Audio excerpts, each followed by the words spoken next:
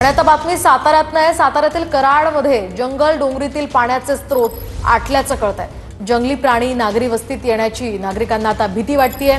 जंगली प्राण्यांसाठी डोंगरात पाणवठ्यांची सोय करण्याची मागणी सुद्धा आता होऊ लागली आहे। तर आपण पाहू शकतोय पूर्णपणे हे जंगल कोरडं झाले आणि त्यामुळे डोंगरातले पाण्याचे स्रोत आटलेले आहेत। त्यामुळे साहजिकच वन्य प्राणी नागरी वस्तीमध्ये पाण्याच्या शोधासाठी येऊ शकतात। त्यामुळे नागरिकांमध्ये सुद्धा यामुळे भीतीचं वातावरण आहे। डोंगर आणि जंगलात असणारे जे छोटे छोटे पाण्याचे तलाव आहेत ते वाढत्या उन्हामुळे आटल्याचं दिसत असून शेतात जाणारी जनावरांसाठी हे तलाव पिण्याच्या पाण्यासाठी हे अतिशय महत्त्वाचे होते। मात्र वाढत्या उन्हामुळे हे तलाव आटल्याचं दिसत आहे।